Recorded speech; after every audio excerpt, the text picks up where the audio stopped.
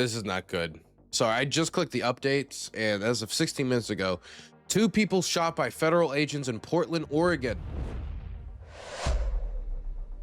Local police say 2 people are hospitalized after they were shot by federal agents. The Portland Police Bureau said in a statement, it's not immediately clear what their conditions are or what agency the federal agents are with. So we don't know if they're ICE, if we don't know if they're ATF, we don't know.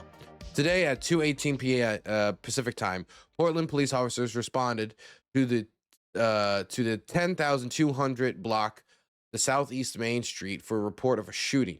The release said officers confirmed federal agents had been involved in the shooting. At 2:24, officers responded to 2 people who had been shot near the Northeast 146th Avenue in East Burnside, where they were transported to the hospital. It is not immediately clear why the different locations were reported. We are still in the early stages of this incident, the chief Bob Day said. We understand the heightened emotion and tensions many are feeling in the wake of the shooting in Minneapolis, but I am asking the community to remain calm as we work to learn more. Man. So we don't know any information about exactly what happened here besides, some locations and, some immediate police disclosures.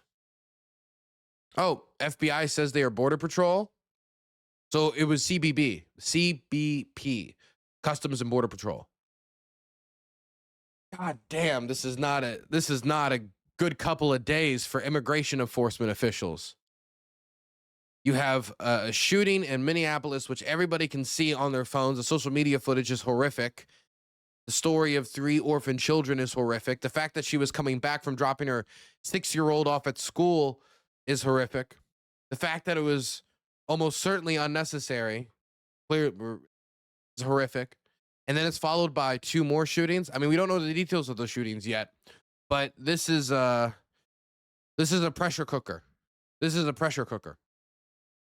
The more of these incidents that happen close to each other, the problem no longer, it's already hard enough in these types of high profile shootings to try to splice the facts, to try to get into what is true and what isn't true.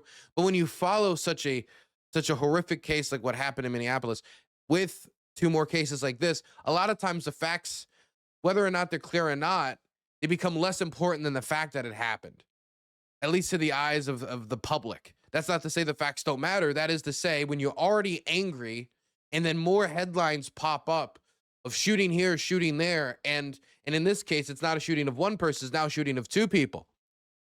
And you ask somebody what's ICE and what's Customs and Border Patrol, most people are not going to know the difference. They just know ICE is the one where they hear the most notorious stories, but it all feels like the same mechanism. So people are going to tie one to the other. Protesters take over intersection as it begins to rain. A group of a few hundred protesters have taken over the intersection of Chicago Avenue and East Lake Street in Minneapolis, blocks away from where the deadly shooting happened yesterday. Speakers are leading the crowd in chants. There is a light rain coming down, and everyone in attendance is bundled up, with some people on the outside of the group holding umbrellas. The group was previously tightly packed on the sidewalks before spilling out into the streets. Some are holding signs to say "Abolish ICE," "ICE kills." One black flag flying in the middle of the street reads "F ICE." Now, at the same time this is happening, at the same time as we're getting reports of another shooting by federal agents, this time Customs and Border Patrol in Portland, Oregon, at the very least wounding 2 people. We don't know if their condition, how critical it is. At the same time, we have the governor of Minnesota declaring a state of not a state of emergency, but a state of preparation for emergency. Essentially taking the National Guard, activating the National Guard, and then placing them on standby so that if riots get out of control, or if, there's riots to begin with, it gives the governor the option to deploy the National Guard to quickly respond when, of course, the state of Minnesota has seen bad riots before in the outlying backlash from a police brutality incident. Man. So right now, the city is on edge. The city's on edge, and other instances of violence like those in Portland, Oregon, helps to put the entire country on edge, which is not good. But considering that the federal government's only response is essentially to classify the entire thing as basically anti-terrorism, we killed Osama bin Laden. This was terrorism. The officer barely survived. Oh my God, I don't know how it happened. And it just seems like the president of the United States is talking about a totally separate video than what the rest of the public can see, stacking with more cases, which are then also going to have to be addressed by the authorities, which we can expect due to how the government has behaved before in response to these, just by coming out and declaring you're an agitator until you get shot by a police officer, then you're a terrorist. Is that how it's going to work? Because if that's how it works every time, the pressure cooker is only going to get hotter. And I don't think that President Trump has the ability to cool down the situation. Kristi Noem didn't have the ability to cool down the situation. She, of course, also just followed the presidential line. And now it's up to JD Vance to be the voice of reason, to be a voice. Here he is at the White House today, speaking through the press secretary's, speaking time with the press to try to address concerns across the country. This happened earlier today before the next shooting that happened, which was the one in Portland, Oregon, where 2 are currently wounded by Customs and Border Patrol officials. We're going to wait and see about the facts of that. But of course, it heightens an already tense situation on this front. So please, Mr. Vice President, will be joining us now. Guys. Thank you, Carolyn. Thank you. Great. Well, good afternoon, everybody. And I want to echo some of what Carolyn said about what we're doing to combat the rampant fraud that exists in our immigration system, thanks to failed politicians and thanks to people who allowed the American taxpayer to be taken advantage of for far too long. I think it's important. I think you took enough photos. Buddy. To understand why this matters to the American people. I am a father of 3 young kids, a lot of people in my generation. What is that going on there? Is that normal? Okay. CNN installed this broken camera just to throw me off my game, but it's not going to work. So here's the simple fact here. If you're a young parent struggling to afford childcare in the United States of America, there are programs that we have to make it easier for your kids to get in daycare, for your kids to get in preschool. Those programs should go to American citizens, not be defrauded by Somali immigrants and others. Make it hard for you to get the access to the resources you need. But number 2, making it easier for people who shouldn't even be in this country to fleece the United States and our taxpayers to begin with. So he's using a press conference to talk about the situation in Minnesota around fraud, the use of fake daycare centers in order to take government money and the fallout of COVID in order to essentially fleece them for money, taxpayer funds, and revenue that was supposed to go towards actual businesses that were struggling, that provide services that everybody needs. Right? Now, that is a real story that's been happening for years, but has been kicked up by Nick Knuckledragger Shirley, who essentially went to a bunch of businesses, some legitimate, some not open, some no longer even operating, knocking on them, being denied access to children, either through a lack of the presence of the building being open because it's outside of its operating hours, the building no longer operating, so nobody's there, period, or in some cases, them just denying him access while children were there because it was a strange man who did not call in advance asking for access to people's children, when usually if you're going to be filming children, at least in my experience, sometimes there's like forms with that, like, hey, these aren't just anyone's kids that anyone can film. If you film somebody's children, like a lot of times, I don't know if you guys went to school and anything would be filmed or pictures would be taken at the school, but a lot of times forms would be sent home like, hey, are you okay with your child being photographed by the local news team? Are you okay with your child being photographed for this education magazine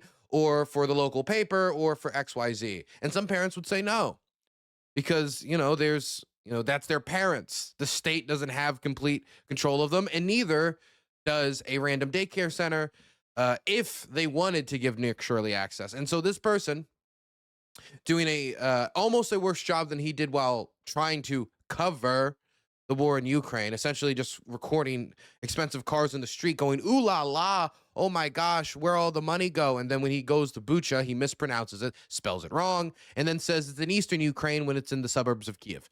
So in order for him to say that he's been to Ukraine. So this is somebody who I would not call a reliable reporter, but this is what has brought the story back up. And so, of course, even if Nick Shirley did a bad job in basic reporting, the Vice President of the United States can still address the real issue of fraud that occurred in Minnesota and it has been a known story for like almost like half a decade. No, half a decade now.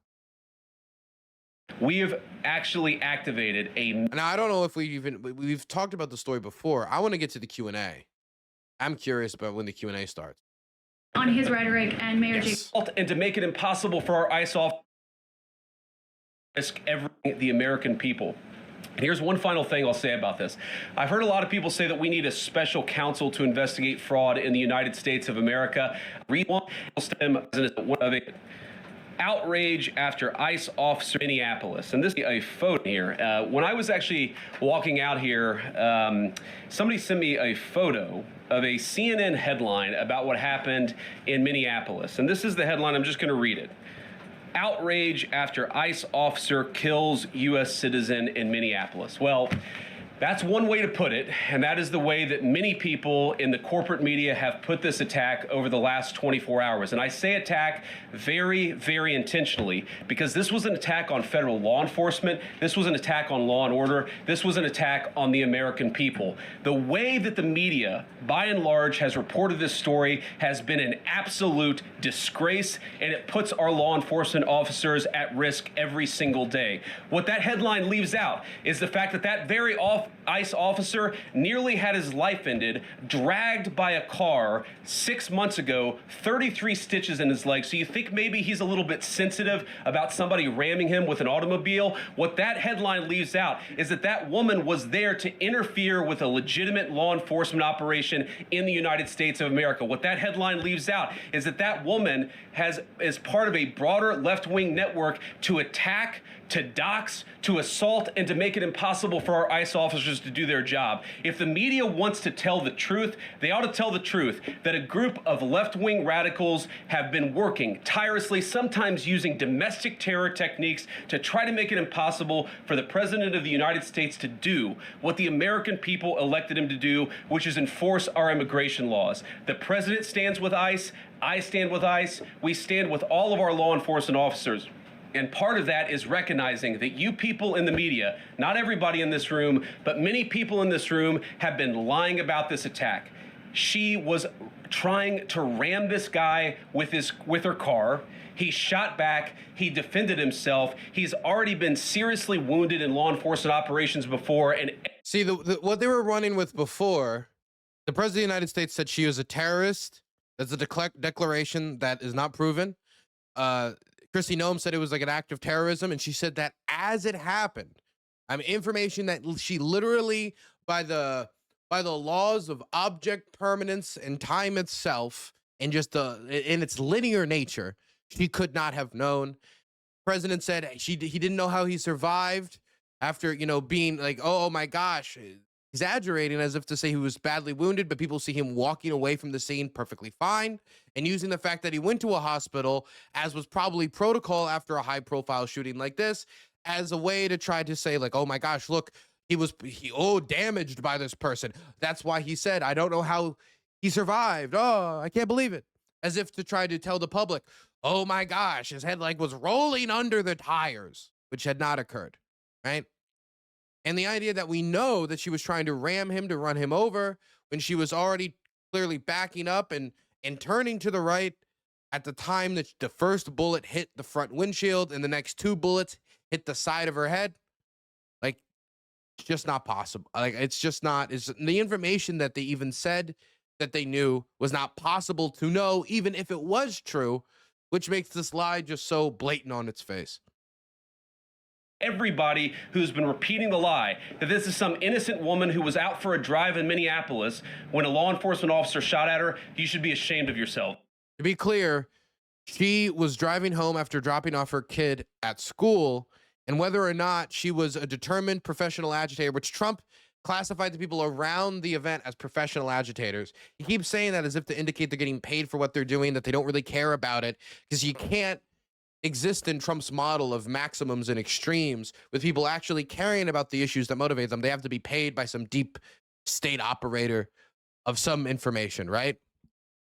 It has to be some deep state operator. Every single one of you. Questions? Thank you, Mr. Vice. Hopefully, information. Look, if you're trying to send me the ICE agent's like phone number or house address or anything like that, don't send that to me. Don't send that to me. Don't post that in my chat. If you do post it in my chat, you'll be banned. You'll be permanently banned. I'm not losing my job because you think me calling up the ICE agent and like yelling mean names might be like a worthwhile endeavor. We're not doing that. Vice President, I wanted to read a quote from Tim Walz earlier today. He said, when things looked bleak, it was Minnesota's first that held the line for the nation on July 3rd, 1863, and I think we may be in that moment now. Can you comment on his rhetoric and Mayor Jacob Fry and whether they want to see unrest in Minneapolis? Well, that's very tough rhetoric from a guy who just quit because his fraudulent activities have been uncovered. Look, Tim Walz is a joke. His entire administration has been a joke. The idea that he's some sort of freedom fighter, he's not. He's a guy who has enabled fraud and maybe, in fact, has participated in fraud. That's what this new Assistant Attorney General position is going to find out. I don't care what... Maybe participated in fraud. We have no information about it, but we're going to throw an investigation at him and say it's a maybe until we find anything. That's how it always is. Also, JD Vance maybe kicked a baby as a 4th of July tradition every year. Just maybe we're gonna submit an investigation to find out about it. There is fraud that happened in Minneapolis. There's fraud that happened in Minnesota. These are things that happened. But it can't even just be that. It has to be extended to he personally participated in fraud. We don't have that information, but we might create that information. Okay. Then just do the investigation. If you find it out, show that to the public then. Tim Walz says, I care about getting to the bottom of this fraud for the American people, and I care about enforcing the nation's immigration laws. That's what we're going to stay focused on. Vice President, a related question here. I mean, Democrats have accused ICE of murder. They've said they're targeting Americans. They've told ICE to get the F out of Minnesota. This is going to stoke the fire against ICE agents, and you're talking about ICE agents right now and being concerned about them. What, if anything, is the administration going to do to make sure these folks are protected during these protests? But also, should DHS sort of revisit their procedures here? I mean, nobody wants to see an American killed. Are there changes that need to be made to make sure? Listen to these. This press pool has been turned into essentially a circle jerk. There's a few reporters that can smuggle their way into the press pool to ask an important question every now and then, but they've welcomed in a lot of people that their job is to basically ask the administration soft questions, flirt with the administration, and do everything they can to polish their image. But when somebody comes out and say Democrats have said get out of Minneapolis, saying it's murder, saying this is that, oh my gosh, that's going to stoke the flames. I think also the shooting of the woman would stoke the flames. I think the president of the United States immediately responding by just calling the woman a terrorist, and that's the end of it. Before an investigation is concluded, before we know anything, that stokes the flames. But this woman comes in and introduces the response to it as the stoking of the flames, not the 3 bullets in the head that killed. And then afterwards, after saying that, says, should we revisit policy on DHS, where even those who are in there who are going to focus on Democrat response over the initiating event, you can talk about both, but if you're going to focus on one over the other, you're showing your biases. Even these people are coming out saying, well, but can we not shoot mothers of 3 orphaning 3 children in the head 3 times as part of the immigration policy when it was probably unnecessary? Can we not do that because I think it would make us look bad? I think nobody wants to see anybody die. It's interesting. It's interesting where the presidency has shown no interest in reforming of DHS or reforming ICE. Of course, Kristi Noem hasn't. JD Vance hasn't. There hasn't been any even attempt acknowledgement of like, should we do any sort of internal review about our own practices? That has been completely thrown to the side with the entirety of the blame placed on the woman.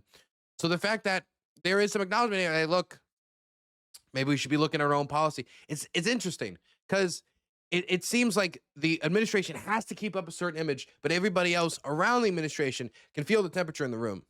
Sure, something like this doesn't happen again. Look, first of all, of course, nobody wants an American citizen to be killed. This is absolutely a tragedy, but it's a tragedy of the making of the far left.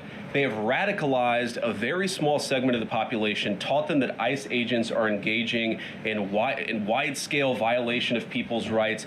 What our ICE officers are doing is deporting the millions of criminal aliens that were let in during the Biden administration. So number one, we have to say, as a matter of leadership, and I would appreciate if the Democrats would join. Look, this is one problem, though. Okay. I think this administration isn't honest. The way that they frame it immediately is criminal aliens. Criminal aliens, what does that mean? Murderers, rapists, pedophiles, the worst of the worst. The type of monsters that hide under your bed, and that most people should think shouldn't even be arrested, should be shot. The type of monsters that are not welcome in any type of civilized society. People let out of asylums, mental asylums, the crazy Mexican Joker, Guatemalan Joker, Latin American Jokers from every country. This is the way that they're characterizing those being deported. But then you go and you see those who are actually like having their cases processed, and you see it's like, well, a majority of the people are not violent criminals or people without any type of criminal record to speak of outside of the fact that they're in the country undocumented. So when people say undocumented immigrant and he says criminal illegal, these are the same people, but what's trying to be implied about those people in that second point, criminal illegal, is the idea of the murder, the rapist, the same tone that the administration got elected on. And so, I mean, this image that's being painted isn't supported by the majority of the American public. And so while that was a message that could help them get elected, the message was getting rid of the murderer. It wasn't getting rid of the man who runs the food truck, getting rid of the man who, the people who work outside of Home Depot, getting rid of X, Y, and Z. That wasn't what was being implied on the campaign trail. Even if that was what was being implied in, your social cliques behind closed doors. Join me on this. Let's be honest about the fact that we have way too many illegal aliens in this country. Our ICE officers should be supported in doing their job. You're trying to actually marshal the far left lunatic fringe to engage in doxing, to try to make it impossible for them to enforce the law. And by the way, to be clear, knowing who an ICE officer is doxing. That's how it works. If an ICE officer beats you, shoots you, hurts you in any way, to know who they are, have any idea of who the people that are enforcing the laws. Mind you, that woman that was shot 3 times in the head was an American citizen, right? She's not an undocumented immigrant. And that man wanted to enforce the law over her, saying, I'm a federal agent, you're a citizen, I have the law, I can put you in the back of my car because you're doing something that impedes my operations. Okay, that means that man has law enforcement authority over her. How can somebody who has law enforcement authority over you be somebody that you don't know or you can't know? some cases actually to engage in acts of domestic terrorism against our law enforcement officers. When you talk about different plans, different protocols, different policies, I forget exactly how you asked the question. Here's the simple fact. What we're going to do is make it easier for the American People's Administration to enforce the American people's law. And that means that Democrats have to stop rallying the mob against legitimate law enforcement operations. And that means that we are going to get tougher. And that's what this AAG position is about. We're going to get tougher at the people who are defrauding the United States by inciting violence against our law enforcement officers. That's one of the things that we're going to do. We've already started that work at the Department of Justice, but we're going to keep on doing it, and this new AAG position is going to kick that into high gear. Vice President Vance, you just suggested that this woman who was killed, Renee Good, is part of a broader left-wing network. Who do you think is behind this broader left-wing network? Well, it's one of the things we're going to have to figure out, but here's the way that I put it. When somebody throws a brick at an ICE agent, or somebody tries to run over an ICE agent, who paid for the brick? And who told... Dude. Look, you don't know this. She was paid. George Soros paid Renee Good to park her car in the middle of the street and then run away before getting shot 3 times in the head. We don't know this information. None of this is known information. I thought that was going to be like oh, look, you journalists trying to put words in my mouth. I didn't say she was part of it, but it is true that there are... No, he didn't even reject it. He just accepted it as face value and just kept going because that narrative helps the administration. If she's a professional agitator until she gets shot, then she's a terrorist. So she isn't just a paid agitator. She is a paid terrorist. So by the words of the administration, it isn't just that she was paid to do professional agitation or that she was part of a network. She's part of a terrorist network. That has to be the implication, no? That she's part of a terrorist network. If she's part of a network and the administration has called her a terrorist within 10 minutes of the shooting occurring, well, sorry, within an hour of the shooting occurring.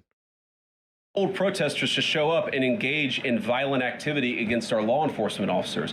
You see, just with this most recent terrible incident in Minneapolis, you see friends of this woman's or other people who are eyewitnesses saying basically that she was there to engage in obstruction of a legitimate law enforcement operation. How did she get there? How did she learn about this? There's an Probably the SUV that she drove. Probably how she got there. How'd she learn about it? You don't know this information. Just shut the fuck up. That's the problem. Like, she's part of this operation and part of this coordinated thing.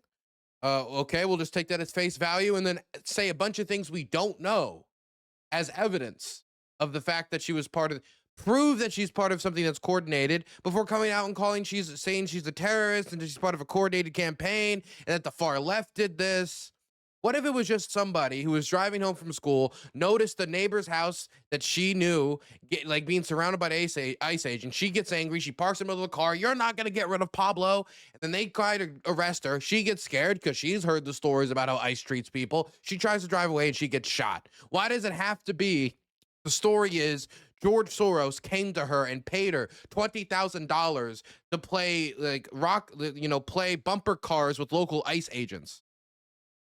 It has to be the latter because it helps them politically. It can't be the former, or it can't be something else entirely until we figure out what happened. There doesn't even seem to be an angle from the administration of let's calm the situation, right? When I listen to people talking about calming the situation, it seems to mostly either be the governor, Tim Walz, while also positioning himself against Trump, and local police officials. When it comes to the presidency, when it comes to J.D. Vance, I don't see really any attempt to ratchet down the situation or lower the temperature because that's never been something that's benefited them politically. Entire network, and frankly, some of the media are participating in it, that is trying to incite violence against our law enforcement officers. How cooked are we? We're a little grilled. We got some grill marks on our legs right now. We're a little grilled. Okay, a cannibal would be licking their lips at this point. Ridiculous, it's preposterous, and part of our investigatory work is getting to the bottom of it. Who's funding it, who's supporting it, who's cheerleading it, and of course, if there's illegal activity related to that, we're going to get to the bottom of that and prosecute it where we can. Vice President, thank you for taking questions today. Is there a risk with you describing her as a deranged leftist, talking about very specific facts of these events, when an investigation is just beginning? Are you preempting a thorough investigation by drawing such conclusions? And have you received any information beyond the videos we've seen publicly about this individual, her specific acts, that has informed your point of view? Well, first of all, the Department of Justice is going to investigate this. The Department of Homeland Security is already investigating this. But the simple fact is, what you see is what you get in this case. You have a woman who is trying to obstruct a legitimate law enforcement operation. He was speculating about her part in part of a coordinated campaign. That's not something you can see. That's something you can only find out through investigation. She was being declared a terrorist within an hour of her being shot 3 times in the head. That is something you decide after an investigation, whether something is politically motivated terrorism or religiously motivated terrorism or any type of terrorism. Nobody debates that. You have a woman who aimed her car at a law enforcement officer. Now see what it was? It was trying to run over a law enforcement officer, an act of terrorism, to now it's aimed her car at a law enforcement officer, when really, again, you can see she's turning to the right, which was not the direction the law enforcement officer at the time of opening fire was in relation to vehicle. He was on the left side of the vehicle. And aimed what? Because her tires weren't aimed at him. Pressed on the accelerator. Nobody debates that. I can believe that her death is a tragedy, while also recognizing that it's a tragedy of her own making and a tragedy of the far left who has marshaled an entire movement, a lunatic fringe, against our law enforcement officers. I think what is clearly happening here, and it's going to keep on happening unless the Democrats wake up and say, you know what, you don't have to agree with our immigration policies. You don't have to agree with what the president or the vice president believe about immigration enforcement, but why don't you take this to the ballot box? Why don't you vote? Why don't you organize? Instead, what some of them are doing, What some of them are doing is encouraging people to get violent with our law enforcement officials. It's disgraceful, and it's got to stop. Just to follow up on that question, and again, thank you for taking questions, Mr. Vice President. Some of them doesn't mention them. If the reason this woman is dead is because of them, then you should mention their names, or that's a dereliction of duty, no? There's clearly a lot of emotion in Minnesota, across the country, over this incident. You're calling Renee Good a deranged leftist. There's been heated rhetoric that we've also heard from officials.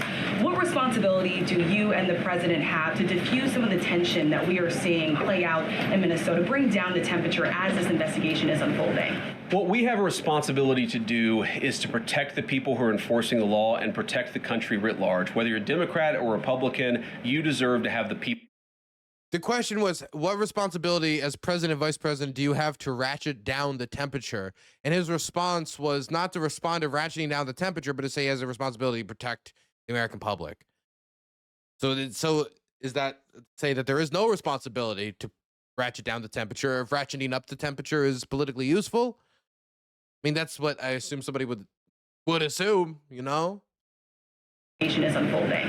What we have a responsibility to do is to protect the people. The problem is, like, I'm saying things that he didn't say. He didn't say we have an ability to ratchet up the temperature if it benefits us. But when you don't answer a question, these are immediately, like, if the question is, should we ratchet down the temperature? And your response is, I have a responsibility to protect the American public. Your first thought is, why didn't he just answer the goddamn question? That's your first, like, just natural, instinctive response. It's like, why? Really simple question. Why didn't you respond to it simply? Even if you wanted to say something else, respond to the question simply, and then go on whatever diatribe you want to, like, chudsplain to the public. People who are enforcing the law and protect the country writ large. Whether you're Democrat or Republican, you deserve to have the people's laws enforced in the United States of America. Now, again, I'm not happy that this woman lost her life. I'm not happy that. By the way, when they say we're not happy that this woman lost her life, I want to show you what Jesse Waters was saying on Fox about this woman. The woman who lost her life was a self-proclaimed poet from Colorado with pronouns in her bio. A 37-year-old white woman named Renee Good. The Daily Mail says she leaves behind a lesbian partner and a child from a previous marriage. She was a disruptor, though she considered herself a legal observer. But there's no evidence she had a law degree. Why would we emphasize lesbian partner in pronouns in bio? Why would we emphasize the pronouns in bio? Why is that an important note when describing this woman being shot 3 times in the head? This woman was there at a protest violating the law by interfering with a law enforcement action. I think that we can all recognize that the best way to turn down the temperature is to tell people to take their concerns about immigration policy to the ballot box. Stop assaulting and stop inciting violence against our law enforcement officers. That's the best way to take down the temperature. And we're not going to give in to terrorism on this. And that's exactly what's happening. People trying to antagonize, to commit acts of violence. They throw bricks at them. Sometimes they shoot at them. Sometimes they dox them. Sometimes they go to their place of residence and harass their families. This is classic terrorism. And we cannot say, if the car is driving in the other direction away from you, that is not classic terrorism. Throwing a brick and running away from police pose 2 separate threats to the police. One is the threat of a suspect getting away. The other is a threat to their life, which can be responded to with potentially less than lethal up until, depending upon the situation, lethal force. But again, like this, he's describing a bunch of other situations to explain away a situation where none of these things happened.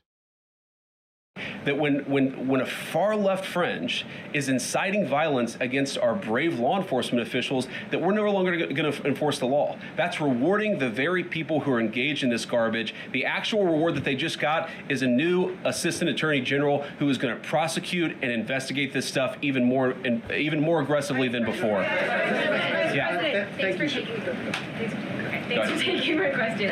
So the head of Minnesota's investigations agency says that the U.S. Attorney's Office has essentially cut off the state investigations agency's access to to the investigation. What is the precedent for that, and why shouldn't the Minnesota officials on the ground have access and evidence to work on this investigation? First of all, I wish the state officials in Minnesota would investigate why you have so many people who are using their vehicles and other means to actually interfere with a legitimate law. He's got to answer a question at some point, right? Hey, the state investigators would like access to, like this, information on the scene to make their own determination, to understand if they should be charging somebody for, shooting somebody, under state law. Maybe you should be accessing that information. You know what they should be researching? Why are they so woke, gay, and not defending ICE? And they do I imagine some guitar string, and somebody in a crowd yells bass. But I imagine he wanted to do, but he just settled for this. Why not just investigate the car? Just respond to the question. Then you could have easily said, we will give them access to everything they need to that is required under law. I have a question. Why aren't they investigating attacks on ICE officials? Why are they only getting angry and XYZ? But he didn't even meet that standard. It's just immediately. It's like somebody's trying to play a song, but they forget the first 5 notes, and then they get into the middle of it. It's like you can't. The rhythm's all messed up. You can't just jump into it. Law enforcement operation. The precedent here is very simple. You have a federal law enforcement official engaging in federal law enforcement action. That's a federal issue. That guy is protected by absolute immunity. He was doing his job. The idea that Tim Walz and a bunch of radicals in Minneapolis are going to... So essentially what he's saying is he doesn't have to give them any access to any information that state officials cannot investigate, cannot prosecute, and ultimately is only up to the executive branch and the Department of Justice, which is controlled by the Trump administration, to determine whether or not federal agents with the executive branch controls should or should not be prosecuted for shooting American citizens. A curd is a curd. He sounds like the attorney for the coward ICE agent. Thank you for the $10. I appreciate that, Don Longballs. What's interesting is this is also not true. As of 1 year ago, by this Supreme Court, by the conservative supermajority Supreme Court, they made a decision that federal agents can, I'm saying that correctly, can be prosecuted under state laws if the actions that they took were not in service of their federal responsibilities, i.e., if a federal agent of the ATF's job is to get illegal firearms from a home, and then while going to that location, they end up shooting somebody, and it is not in self-defense, it is not in service of their job, they can be prosecuted on the state level. And so someone would have to show that this person who shot this woman 3 times in the head had to do it in service of his duties, i.e., to go catch an undocumented immigrant where his life was in danger, or his life immediately just being in danger, one or the other. Go after and make this guy's life miserable because he was doing the job that he was asked to do is preposterous. The unprecedented thing is the idea that a local official can actually prosecute a federal official with absolute immunity. I've never seen anything like that. It would get tossed out by a judge. So what I'd like Minnesota to focus on is the real issue that they're encouraging people. Minneapolis. Again, their position is forget about it. We already said it's terrorism. The investigation's over. That ICE agent will be continued patrolling your neighborhoods. Congratulations. That's the answer from the federal government. They're saying instead be angry that our federal ICE agent had to feel that he had to shoot that mom of 3 in the head 3 times anyway. That should be what you're really outraged about. Investigate that, Minnesota. Officials are encouraging people to commit violence against ICE officials. It's ridiculous. It's got to stop. Go ahead. Mr. President, thank you. You said earlier that there's a left-wing network to attack, to dox, to assault, and make it impossible for ICE officers to do their job. You told my colleague just now that there's an investigation going on into that network. Yep. So if everything that you say is true, how does being part of that network justify being shot? Well, being part of the network doesn't justify being shot, but ramming an ICE officer with your car, that's what justifies being shot. It's not a good thing, by the way, but when you force somebody to engage in self-defense, it's almost a preposterous question. I'm not saying that funding some of this stuff justifies capital punishment. To even ask is preposterous. Okay. Nobody would suggest that. The reason this woman is dead is because she tried to ram somebody with her car and that guy acted in self-defense. That is why she lost her life, and that is the tragedy. Now, there may be other violations of the law and other penalties that are associated with those violations of the law. For example, if you are funding violence against... Oh, that guy was not forced to engage in self-defense, okay? That guy could have moved out of the way of the car. And in fact, the dude did move out of the way of the car. So somebody saying that he could move out of the way of the car would be wrong, because he did.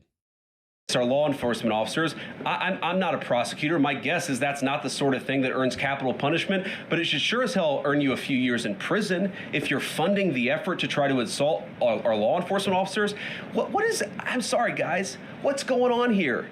You guys are meant to report the truth. How have you let yourself become agents of propaganda of a radical fringe that's making it harder for us to enforce our laws? You just asked me a question that presumed that the reason why this woman died is because she was engaged in legitimate protest. She tried to run somebody over with her car, and the guy defended himself when that happened. Next question. So the investigation is still ongoing. I said next question. Mr. Vice President, I mean, you presumably watched the video yourself. There's not the slightest doubt in your mind, having viewed it, that the victim, you still believe that she deliberately tried to ram him despite seeing this video? Look, I don't know what is in a person's heart or in a person's head, and obviously we're not going to get the I'm so sick of this dude, man. chance to ask this They could have picked any other blowhard, man. woman what was going on. What I am certain of is that she violated the law. What I am certain of is that that officer had every reason to think that he was under very serious threat for injury or in fact, his life. What I'm certain of is that she accelerated in a way where she ran into the guy. I don't know what was in her heart and what was in her head, but I know that she violated the law, and I know that officer was acting in self-defense. It raises an interesting point, though. Look, if people want to say that we should have a legitimate debate about... He's saying she doesn't know a bunch of stuff that is important, and this is, but I know that it was in self-defense. I don't know all the underlying facts of the case, but I do know that it was in self-defense, and I also will not challenge the assumption that she was part of a wider terror network. You know, what was she really doing, right? Was she panicking when she drove into this officer, or was she actually trying to ram him? That's a reasonable conversation. What's not reasonable is for so many of you to plaster all over the media that this was an innocent woman and that the... He just fucked himself. What the fuck is wrong with him? Is he actually... Dude, did he take the short limo to the fucking White House every week? If you just said... I don't know if he was trying to ram him or she just like panicked and drove, then that could indicate, definitely if the footage shows that her tires are turned to the right, that she might have not been trying to run him over. And if he just spent the first 10 minutes of this press conference saying she tried to ram him, she tried to ram him, she tried to ram him, trying means that was her intent. He described her intent. And if you look at the video, there's other explanations as to what she could have been doing, including driving away. So he just said, look, it's a reasonable conversation to discuss whether she was actually trying to ram him. Well, then all of your declarations that that's what she was trying to do, you just said it's a reasonable discussion to even find out if that's the case or not. So you don't know that. ICE agent committed murder, which is what many of you have said explicitly and some of you have said implicitly. That's what I have an objection to. The idea that this was not justified is absurd, and I think everybody knows it in their heart. Yeah. In the green jacket. Taking down the temperature, it seems like political violence is ratcheting up and riots could be around the corner. What steps does the administration have planned to try to unite America? Average people on both political sides are so tired of fighting with each other, and I think all the journalists in this room could agree with me that we don't want to be part of the problem. Do you have any words to unite America? You know, I know you don't want to be a part of the problem, and I think that's true of a lot of you. I'm not sure it's true for everybody, because the reporting over this has been one of the biggest scandals I've ever seen. Thanks for the tier 1. I appreciate that. Stop the stupidity. In media. I've never seen a case so misrepresented and misreported when you have a guy who was defending himself and is now being treated as some sort of federal assassin by so many of the people in this room. First of all, let me say about crime. You mentioned violence. One of the things we're proudest about is that you saw violent crime over the last year drop by 20%. Why is that dropped by 20%? None of this is about. She asked, "Do you have any words to unite the country?" And it's like, well, let me brag about what the administration has done. Okay, so. Okay. Is it because we're attacking our law enforcement officers, or is it because we in the administration are empowering our law enforcement officers to enforce the law? I think that's one of the ways you take down the temperature, is you make people feel more secure and safe in their person and property. That's why we care so much about protecting our law enforcement, because it accrues to the benefit of the entire national community. I think that we can absolutely talk about the ways in which, you know, we can lower the temperature by discussing differences in a reasonable and rational way. Again, I'm happy to talk with any congressional Democrat or any of you about our immigration policy, about why I think it's necessary, about why I think it's in the best interest of the country, about why the President of the United States was elected to actually enforce the border for the first time in at least 4 years. So here's the problem. That's not the debate so many people are having. They are actively covering for people who are committing acts of violence against federal law enforcement. It is preposterous. The way to take down the temperature is to stop it. Have your debates about policy. Attack me. Attack the President of the United States. Don't attack our law enforcement officers. They are trying to do the job the American people demanded that they do. They are not policy actors. They are enforcing the law. They should be treated with a modicum of dignity and respect. And the fact that they're not is why incidents like yesterday happened. Look, an individual officer can be treated with dignity and respect, even like a responsibility of the role, the sacrifice and danger if someone puts themselves in a role. An individual officer not treating others in the community with dignity and respect doesn't just gain dignity and respect by the fact that they're a Fed from out of state and they got that presidential supreme authority, and therefore you must salute when they walk by you on the street. Like, you know, if somebody shoots somebody 3 times in the head, people have a reason to ask questions. And the one final point I'll make about this is, look, there's a part of me that feels very, very sad for this woman, not just because she lost her life, but because I think she is a victim of left-wing ideology. What young mother shows up and decides they're going to throw their car in front of ICE officers who are enforcing legitimate law? You've got to be a little brainwashed to get to that point. Again, you look at the throw your car in front of.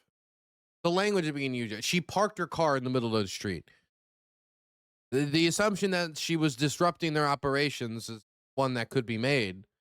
But the throw the car, what is that implying? Throw the car. Throwing it at the ICE agents, throwing it at the operation, ramming the vehicles. To where you're willing, not just to protest, that's fine, not peacefully protest, but throw your vehicle in front of legitimate law enforcement officers and drive your car into them. To get to that point, you have to be, I think, radicalized in a very, very sad way. I certainly wish that she hadn't got there. I know there's an ICE officer right now who very much wishes he was not put in the position where he had to fire a gun to defend his own life. Yeah. Well, you can't know her intent. You can't know hers, but you can know his. Thank you, Mr. Vice President. What's your message, following up on that, what's your message to the leaders in Minnesota, the governor of Minnesota, the mayor of Minneapolis, to calm down the situation on the ground, on the streets? What's your message also to those protesters who saw that video in a completely different way than you saw that video? Well, first of all, I think if you watch every angle of that video, there is one angle where if you squint, you can maybe tell yourself that it's not clear what happened. But when you look at all angles of that video, it is very clear. This is why it's stupid. It's not just that it has to be that she was a terrorist. It has to be that there's no dispute. Obviously, this was 100% necessary, and there's nothing the officer could do. He barely survived killing wine mom bin Laden. Right? It can't be even a question of unknowns or like answers of like, well, the investigation isn't completed, I can't answer until then. It has to be in absolutes. There is one angle where if you squint, you can maybe and it's a problem when like the video that everybody can see, and all the I've seen as many angles as I can see, and none of them have I walked away saying, well, yep, that was 100% necessary.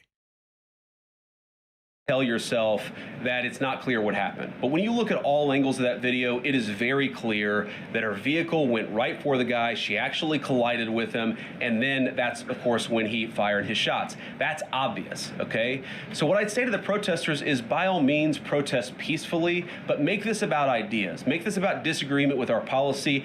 Don't use your protest as a justification or an encouragement for people to go and incite violence and participate in violence against our law enforcement officials. To the people on the ground in Minneapolis, meaning the local officials in Minneapolis. Hey, if they do riot, will they get pardons?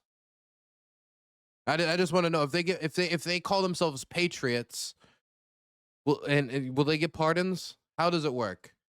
If they put on red hats and do the rioting, will they get pardoned? I just want to understand. I just want to know if they do. If it does lead to that, who gets the pardon and who doesn't? I'm still waiting to hear about the pipe bomber, whether he gets the pardon. From Tim Walz on down, I'd say, look, why can't you just disagree with a given piece of immigration policy without turning law enforcement into the enemy? And think about, for example, a criminal law where a police officer goes and arrests somebody because they violated a criminal law. If you're mad about that, go and protest the politician who passed that law. Don't attack the police officer who's just doing their job. We had a wide open border under Joe Biden. I happen to think it's a good thing the President of the United States has closed it down. If you think that's a bad idea, criticize this administration for a policy decision. Don't attack our people for enforcing the law, because I guarantee you go to ICE, there are black people and white people, there are Democrats and Republicans. They are patriotic Americans who are trying to enforce the law. Attack me, lay off of our ICE agents. Yeah, in the blue, all the way, yeah. Yeah, thank you, Mr. Vice President. You called on Tim Walz to resign. Can you lay out the case as to why he should step down? Well, look, I think Tim Walz should resign because it's very clear either that he knew about the... I don't care. Can we get back to the... people... Mr. Vice President, can you explain the difference between this Associate Attorney General and a special counsel? And do you envision this being a permanent position or having more of a limited scope? Well, it's going to be permanent until we get to the bottom of what's going on, so I think it's going to last for at least the remainder of the administration. What's different about it from a special counsel is, if you remember, the Jack Smith case where the special counsel was found unconstitutional, one of the big issues there is that that person was not an appointed person, completely aside from all the other issues that the person was a lunatic and that the case had no merit. There was a fundamental constitutional issue, which is that he had not been appointed by the president and he had not been confirmed by the United States Senate. An assistant attorney general, what that's going to allow us to do is appoint this person, have them confirmed by the Senate. That's one difference. The more substantive difference is that this person is going to be part of a very broad interagency White House that's being led from the President of the United States on down. And that's going to give them the resources, the access to material and information to make this. Just after this speech, 2 people were shot by Border Patrol in Portland. Yeah, I heard about this. I don't know if CBB, like exactly the circumstances of the case. We just know 2 people were shot, and I don't know if it was tied to the speech in any manner, if it's stochastic terrorism. Most people actually don't listen to the speeches of JD Vance. I'm going to actually put that out there. Most people are not actually like, oh boy, JD Vance is speaking. Turn on the television, honey. Please, quick, turn off the football game. I gotta hear what Mr. Vance says.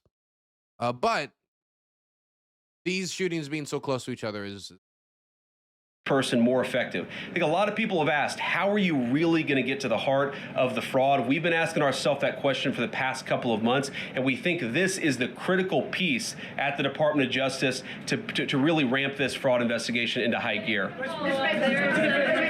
In the red tie, yeah. Vice President Vance, I wanted to ask, what's your message to far leftist agitators who feel emboldened to obstruct ICE activity in Minnesota and around the country? Well, I think they shouldn't feel emboldened because now they have an assistant attorney general who is going to prosecute and investigate their fraud and their violence more aggressively than it has ever been investigated in the United States of America. We are doing so much to try to find the financing network. Thank God somebody asked that question. I was just thinking that. I think people across America were thinking that question. JD Vance, could you pontificate about how the left should be scared? Thank you. networks and the domestic terrorism networks that legitimate this violence, that fund this violence, and that, of course, engage in the violence. These people should not feel emboldened because they have, for the first time, maybe in American history, an administration that is not going to tolerate political violence of any kind from anywhere. Yeah. It's a lot clear today that the entire weight of the federal government is behind these ICE agents and this ICE agent in particular. There is still a federal investigation happening on the ground. Does that mean that they are not looking into this ICE agent at all? They are just focused on the woman who was in the car? What is the investigation if the federal government has already determined that its weight is behind this ICE investigation? So what do you mean when you say investigation? Do you mean investigation of the shooting yesterday or of the fraud that's happening in Minneapolis? Yesterday. Okay, look, DHS, as I understand it, has an investigation already ongoing. I know that other organs of our government are looking at this. So yes, there is certainly an investigation that's happening right now. But as part of the broader fraud investigation, a lot of what we're doing with the Department of Justice. What the fuck is he talking about? The question, what he just dodged the question again. Like 80% of these questions, it's like nobody even talked to him. He's just talking to himself. The question was, and this is such a basic question. This is a question that we should know. Is the investigation that's taking place into the woman in her background or also into the officer that conducted the shooting? So if we find some note or something, it's like the officer is like, I really want to shoot one of these dumb liberals. Ooh, that I think that's a very unlikely. But is there going to be an investigation into the officer in any manner? And his response was, do you mean investigation into the shooting or investigation into the fraud? Well, she just said the officer that conducted, so it would have to be the shooting. But I assume he just wanted to mention the fraud again and then proceeded to not give details on whether it would be an investigation into the woman that was shot in the head 3 times or the officer. Just said there would be an investigation. He didn't answer anything and then uses it as a springboard to start talking about the fraud again. This has already started. We've got over 1,500 subpoenas. We've got people this morning, actually, we're going door to door to actually knock on some of these fraudulent care centers, these fraudulent social services organizations to get to the bottom of what's going on there. So the investigation in some ways has already been ramping up into the anti-fraud element for at least a few weeks. What we're trying to do is supercharge it and make sure there's a designated person within the Department of Justice who completely controls that particular focus. Just to follow up on that, Mr. Vice President, on the agent, is he still on duty or has he been placed on leave, on administrative leave? And what really was the target of the operation on Wednesday, of the ICE operation on Wednesday? Well, first of all, it was a legitimate law enforcement operation. We were going door to door to try to find criminal illegal aliens and deport them from the United States of America, because if you come to our country illegally in violation of our immigration laws, then we have the mandate, and in fact, we have the legal duty to enforce those immigration laws.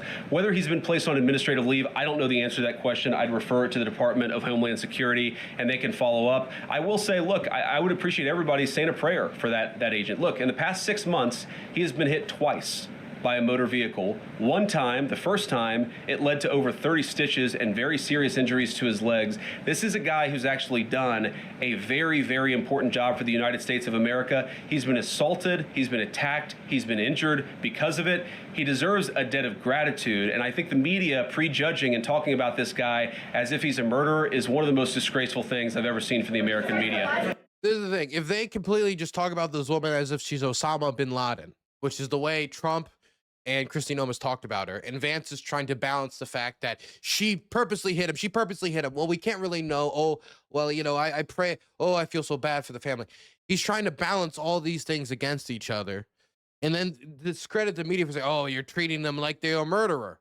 Anyway, the woman was a terrorist. She was trying to run him over. I don't know how the man survived. Oh my God. Nobody's going to take this seriously. It undermines the message.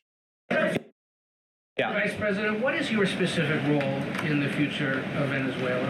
And I'm wondering, could you confirm reports that the Director of National Intelligence, Tulsi Gabbard, was kept out of the planning for the operations because of her past concerns about military involvement in Venezuela? So I've heard a couple of things.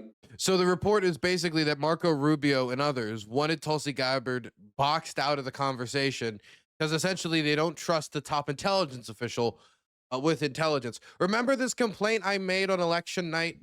I made this complaint on election night. If Tulsi Gabbard is anywhere near the administration, she is not to be trusted. Now she's in the administration, and the administration doesn't even trust her. There's one that I was kept. Marco Rubio, particularly. He was one of the main forces against her getting information about our attack into Venezuela. Kept out of the planning for the Venezuela operation, that's false. And another that Tulsi was kept out of the planning for Venezuela operations, that's completely false. Look, we're all part of the same team. And one of the things that is really amazing about that operation is that we kept it very tight to the senior cabinet level officials and related officials in our government. And we kept this operation secret for a very long time. I'm very proud of that. I think it suggests, which was also technically illegal when it comes to not informing Congress before the operation, or at least the Gang of Eight, which has a long history of non-leaking. And guess what? It did leak anyway. It leaked to the press, and the press just chose not to report it. Suggests that the team works very well together. Well, looking ahead, what is my role? Look, my role is going to be whatever the president asks me to do. Has he asked you to do something yet? Well, every single, or I should say every other day, I'm chairing the meeting that we do on this among White House principals to talk about next steps to try to ensure that Venezuela is stable. And as the president has directed us to do, to ensure that the new Venezuelan government actually listens to the United States and does what the United States needs it to do under our country's best interest. So I'm going to be as involved as the president wants me to be. So far, that's been very involved, and I'll keep on doing that so long as the president asks me to do it. In the purple. Yes. Even beyond the war powers Sorry, resolution. we'll go purple, and then we'll go pink or whatever that is in front. Royal purple, and then beige. All right. Okay. Are there any indications, you talked about the network, are there any indications that the lady who was shot, I know there are different reports from there, her wife said they were new to the area. Are there any indications she may have been a paid agitator, and maybe that there are others that were brought to the area, considering everything that's going on in Minneapolis? I wouldn't say that she was paid. I don't have the evidence to say that one way or the other. What I do know is that she was violating the law, and if you just look at the eyewitness account. So if all you know is that she was violating the law, why did you talk about her as if she could have been part of a coordinated campaign? And then when it was offered, like, dude, is that the case? You didn't object. Like you did not tell the reporter, well, we don't know. You just kind of like left it stand there as if it was a fact.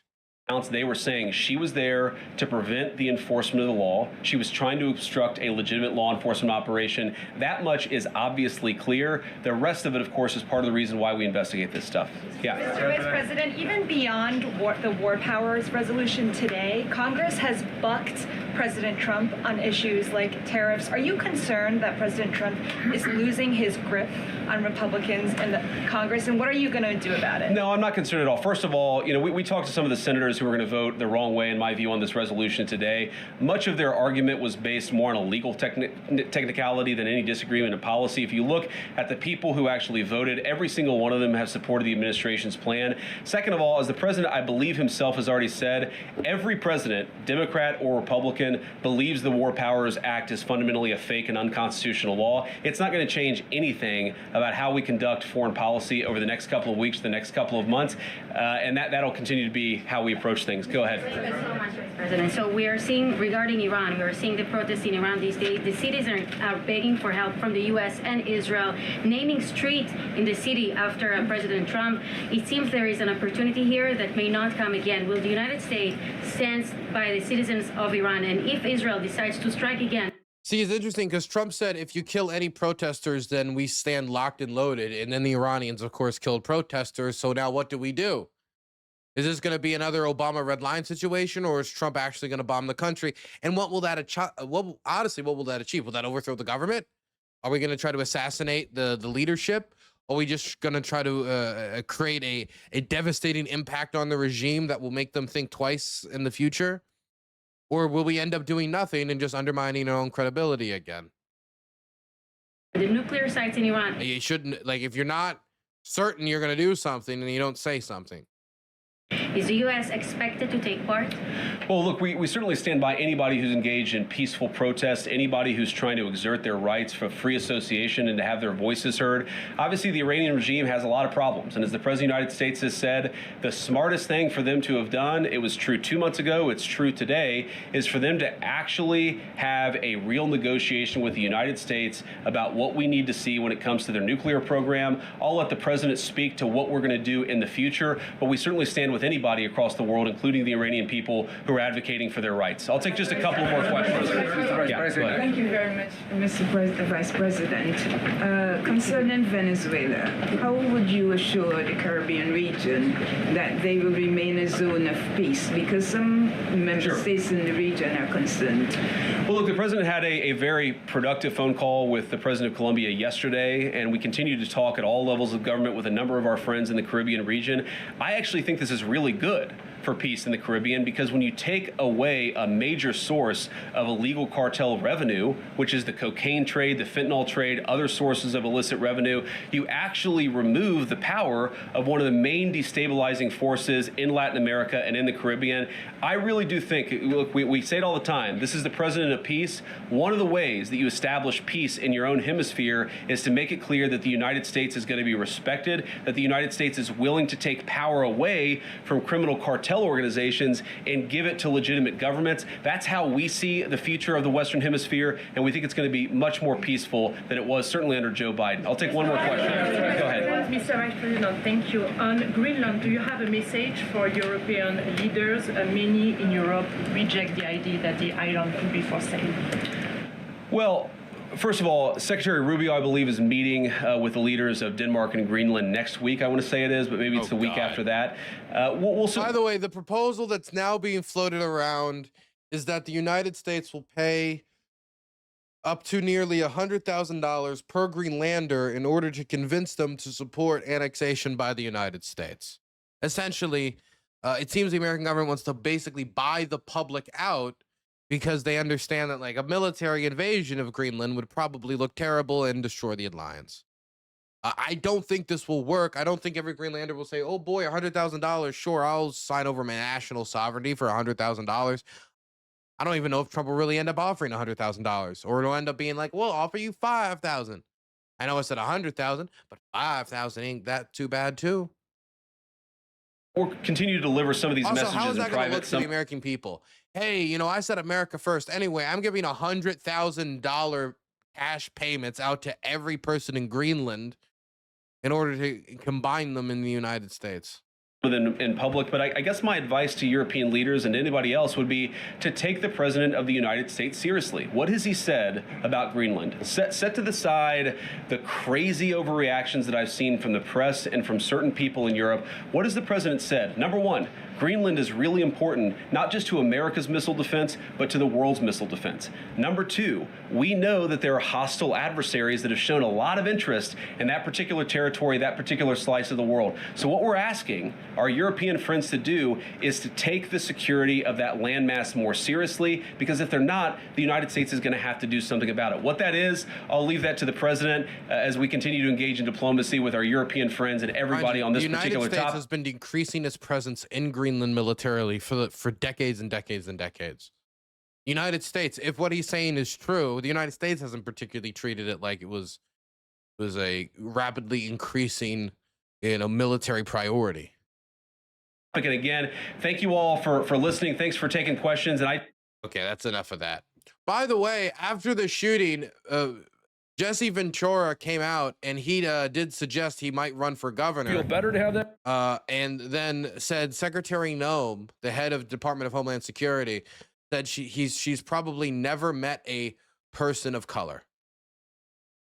A conversation, or what would you say? No, I'm just saying, as a graduate of Roosevelt High School and as the former governor of Minnesota, I'm so proud of Roosevelt High School and how they stood up for what is supposed to be America and freedom. And freedom is not arresting people without warrants. We have a system here. It's called a Constitution. And we have a party, the Republicans, who don't seem to want to abide by the Constitution. January 6th is a prime example of that. And now they're all free and they're in charge. You know what? Maybe it's time for Jesse. I only did one term. I'm owed a second. Mr. Ventura, can you remind us, you went to school here? I went to school here. I'm a 1969 graduate of Minneapolis Roosevelt. I'm proud of them for what they did. They made me proud as an alumni. Go Teddies. What are your thoughts? I know we're jumping in, probably doubling up on some of his questions, but what are some of your thoughts about what unfolded yesterday and then after that, what you saw. Well, I've told you already. We're a country of the Constitution. We have leadership now that has destroyed the Constitution. They don't follow it. They could care less about it. Am I right or wrong? I took an oath to defend the Constitution against all enemies, foreign and domestic.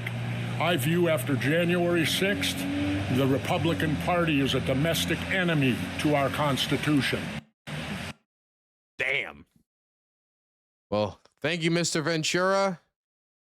Personally, I wish the WWE would rehire you. Okay? They say that you don't work for the modern audiences, but I think it's the modern audiences that need to invest.